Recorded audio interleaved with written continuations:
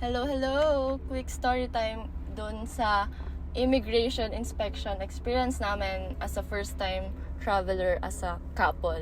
So, talagang nag-research kami kung ano yung mga documents na pwede nilang hanapin. Kaya, kinompile namin siya sa phone.